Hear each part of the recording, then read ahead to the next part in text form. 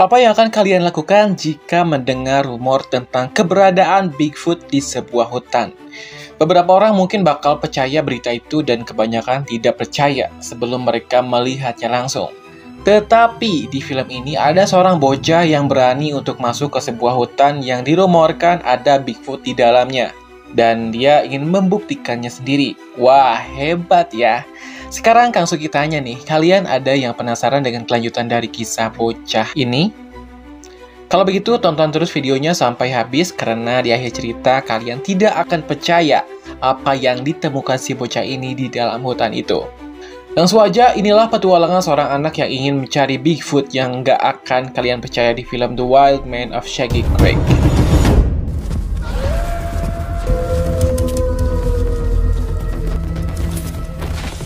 Cerita diawali dengan seorang anak sekolah yang dikejar oleh sesuatu di dalam hutan. Anak itu berlari mencari jalan keluar dari hutan itu.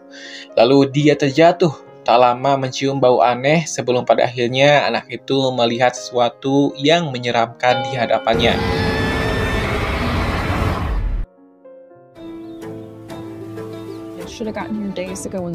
Beberapa bulan setelah kejadian itu, seorang anak bernama Scott dan orang tuanya baru saja pindah ke kota itu. Scott tidak bersemangat pindah ke sana karena harus meninggalkan teman-teman lamanya. Mereka tinggal di sebuah rumah yang berdekatan dengan hutan. Orang-orang mengenal hutan itu dengan sebutan Shaggy Creek yang konon ada makhluk besar berbulu yang dikenal dengan sebutan Bigfoot atau Wild Man yang menculik anak-anak. Cerita itu sudah dikenal di kalangan masyarakat setempat, terutama anak-anak, dan anehnya setiap di dekat dengan hutan itu, dia pasti akan mencium bau aneh seperti bau sigung.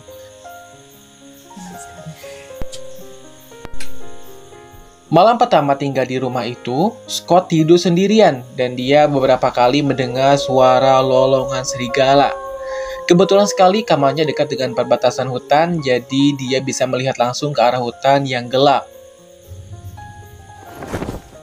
Besok paginya, ada beberapa anak di sana yang kebetulan lewat rumah Scott. Mereka tidak menyangka kalau rumah itu akan ada penghuninya, mengingat rumor yang beredar tentang makhluk berbulu yang mereka sebut Bigfoot atau Wild Man itu tinggal di hutan dekat rumah itu. Hey there. Go and say hi. Scott menghampiri anak-anak itu mencoba untuk berteman dengan mereka. Dibantu oleh ayah Scott, mereka berjanji akan mengundang anak-anak itu untuk pesta di rumah itu. Tetapi, salah satu anak mengaku pada Scott tidak mau datang ke sana malam-malam. Mereka takut dengan rumor Bigfoot yang beredar. Di antara keempat anak itu, ada satu anak yang bernama Hailey yang ramah pada Scott. Dia menceritakan sedikit tentang legenda Wild Man dan memperingatkan Scott untuk jangan pernah masuk ke hutan itu. Hey guys! Single utensil in this bag. Well, Should make weird legend thing around them. Bukan hanya mereka yang tahu soal Wild Man, tetapi ternyata orang tua Scott juga tahu soal rumor itu. Tetapi mereka percaya kalau rumor itu hanya ide orang tua untuk menakut-nakuti anak-anak mereka agar tidak main ke hutan. Scott masih enggan untuk memberitahu teman-teman lamanya soal kepindahan itu, lebih memilih untuk diam, karena masih kecewa dengan keputusan orang tuanya. Dia bilang pada ibunya di mobil kalau dia sangat rindu pada teman-teman lamanya. Scott terpaksa harus memulai dari sekolah baru, lingkungan baru, dan teman-teman baru. Untuknya di sekolah itu, dia bertemu dengan Hailey yang menjadi teman satu-satunya Scott yang paling dekat dengannya. Hailey meminta nomor handphone Scott agar dengan mudah menghubunginya. Tak lama datang 3 orang anak kemarin mencoba menakut-nakuti Scott soal Wild Man yang memakan daging manusia. Salah satu dari mereka yang tinggi adalah kakaknya Hailey yang bernama Zach. Saat pulang sekolah, ibunya tidak bisa menjemputnya karena ada kerjaan yang harus segera diselesaikan. Pekerjaan itu akan selesai sekitar 1 jam lagi. Tidak mau menunggu selama itu, pada akhirnya Scott memilih untuk jalan kaki. Suasana mulai mendung. Dia memilih rute lewat hutan karena jaraknya lebih dekat daripada harus lewat jalan biasa.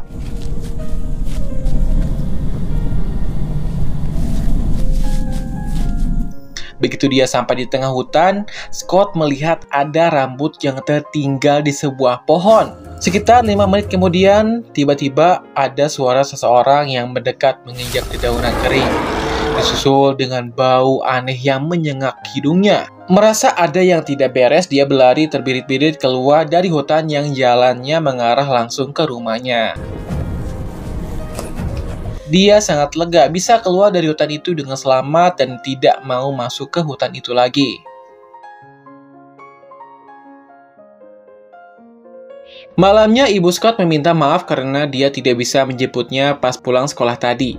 Baginya itu bukanlah masalah besar, toh dia juga bisa pulang dengan aman.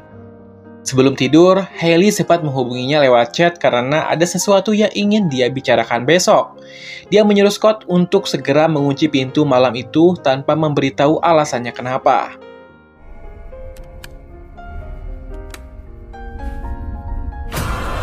Begitu dia mengunci semua pintu dan jendela, tanpa ia duga Scott melihat seseorang berdiri di arah hutan.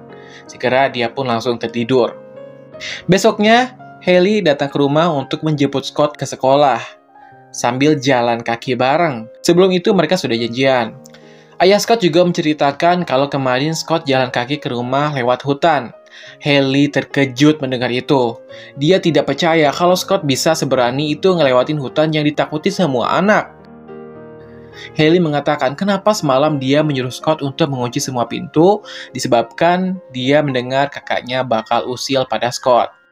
Begitu mereka bertemu di jalan, ketiga teman sekolah itu mengejek Scott dan Hailey yang merupakan adiknya sendiri. Ditambah ekspresi mereka juga tidak percaya saat Scott memberitahu kalau dirinya sempat melewati hutan yang dirumorkan ada Wildman itu. Ketika malam, Scott masih kepikiran soal Wildman. Dia merasa harus melihat ke arah luar. Begitu kodenya dibuka, ada seseorang yang rupanya penuh bulu di depannya. Tetapi begitu menyadari kalau itu hanyalah mimpi. Hey Scotty, breakfast on the table, okay? Saat pagi, hari sudah siang. Dia sudah terlambat ke sekolah. Ibunya sudah berangkat kerja lebih dulu dan mengira kalau Scott akan berangkat bersama dengan Hailey lagi. Ayahnya tidak bisa mengantarkannya karena tidak ada mobil. Jadi lagi-lagi Scott terpaksa harus lewat hutan itu untuk sampai ke sekolah dengan cepat. Begitu dia sampai di tengah hutan, Scott melihat jejak kaki yang ukurannya tidak biasa, melebihi ukuran kaki manusia pada umumnya. Scott mempercepat larinya berharap tidak menemukan apapun. Begitu dia sampai di sekolah, dia sudah ditunggu oleh tiga temannya yang sering menyebutnya pengecut. Bahkan kakaknya sempat menyebut Hailey dengan sebutan banci.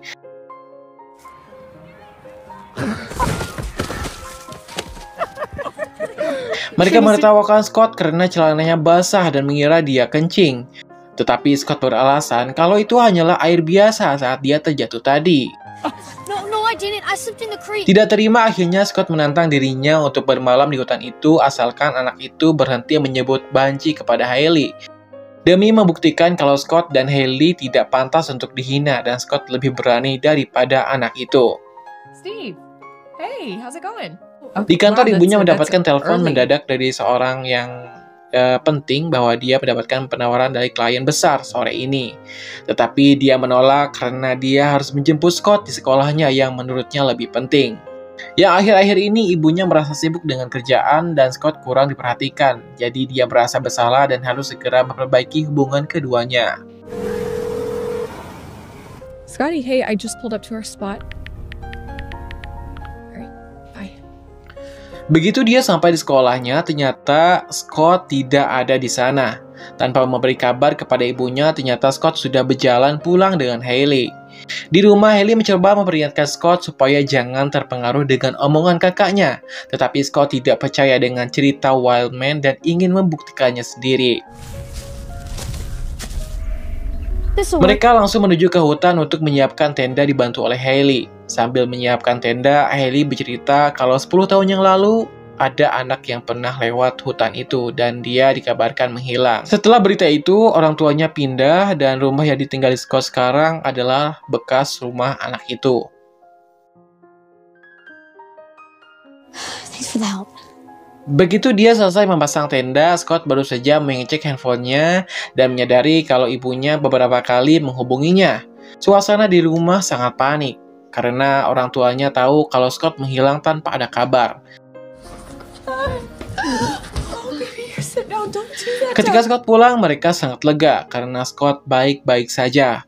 Namun, begitu dia minta izin untuk tidur di hutan itu kepada orang tuanya, Scott tidak diizinkan untuk bermalam di sana. Dia dihukum imbas karena menyebabkan orang tuanya khawatir. Padahal dia sangat ingin menginap di hutan itu untuk bisa membuktikan kepada semuanya kalau dia bukanlah penakut. Scott sempat mengabarkan kepada Hailey bahwa dia tidak jadi pergi berkemah di hutan itu. Saat itu Hailey sedang tidak memegang handphone dan yang membaca pesan itu ternyata kakaknya. Setelah membaca pesan dari Scott, kakak Hailey membalas pesan itu dengan menyebut dia sebagai pengecut, seolah-olah membenarkan apa yang diucapkan ketiga teman-temannya. Begitu dia membaca pesan itu, Scott langsung nekat kabur dari kamarnya untuk membuktikan kalau omongannya salah. Dia meninggalkan pesan untuk orang tuanya agar tidak khawatir padanya. Hailey menyadari kalau handphonenya dipegang oleh kakaknya. Hailey sempat memberitahukan kebenarannya kalau yang barusan chatan dengannya itu adalah kakaknya. Tetapi Scott sudah terlanjur pergi ke hutan.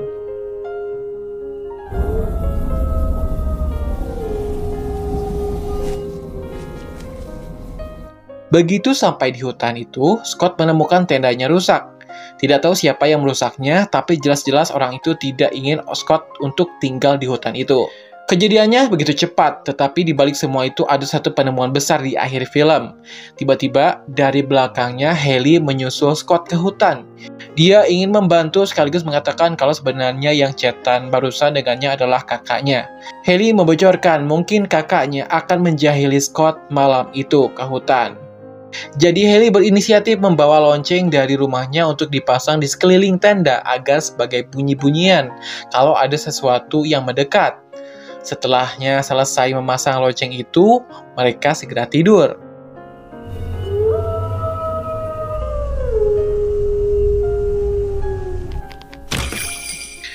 Tengah malam, tiba-tiba lonceng itu bunyi. Ada sesuatu yang mendekati tenda mereka. Segera mungkin Hailey dan Scott bangun dan langsung mengecek keluar. Mereka berdua melihat seseorang berbulu lebat yang sedang duduk di dekat pohon. Tangan orang itu terlilit tali lonceng. Begitu mereka mendekatinya, mereka tahu kalau itu adalah Zack, kakaknya Hailey, yang berusaha menakuti mereka. Tetapi tiba-tiba dari arah lain seseorang mendekati mereka, berlari dengan kostum Bigfoot yang dimana itu adalah Zack. Yang jadi pertanyaan sekarang, makhluk yang barusan mereka lihat itu siapa? Makhluk itu mulai berteriak karena ketakutan, sepertinya dia masih anak-anak. Tiba-tiba, makhluk lain datang yang dimana itu adalah ibunya. Cerita tentang Wildman ternyata benar adanya. Ibunya mengira kalau anak Wildman itu ditangkap oleh mereka, sehingga ibunya sangat marah dan menyerang mereka. Kaki Zack terlilit tali, dia hampir jadi korban Wildman, namun Scott dengan berani menantangnya. Makhluk itu mendekati dan begitu dia akan menyerang Scott, tiba-tiba ada sebuah notifikasi pesan yang membuat dia berhenti.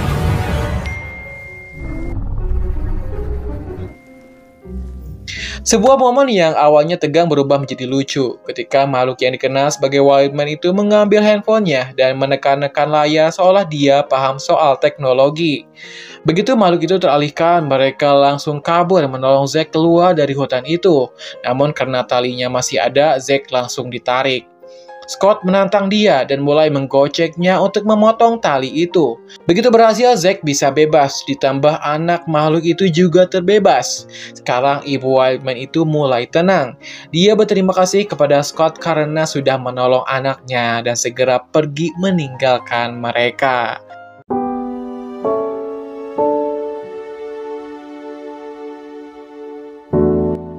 Pada akhirnya, mereka tidak jadi untuk menginap di hutan itu dan pindah ke rumah Scott. Kini, Scott tidak lagi diejek di sekolahnya, malahan sekarang mereka berteman baik. Ketika malam, Scott tidak lagi takut dengan Wildman. Toh, dia tahu sendiri kalau sebenarnya Wildman tidak semengerikan yang dia kira. Gitulah kisah akhir dari Misteri Wild Man. Gimana menurut kalian? Seru nggak filmnya? Berikan pendapat kalian di kolom komentar ya. Dan moral dari film The Wild Man and Shaggy Creek adalah jangan menilai sesuatu hanya dari ketakutan dan prasangka, karena kebenaran sering tersembunyi di balik rasa takut kita sendiri. Mungkin itu saja untuk alur cerita kita pada kali ini. Semoga kalian terhibur dan terima kasih yang sudah menonton sampai akhir. Saya Kang Suki undur diri. Sampai jumpa lagi di video berikutnya.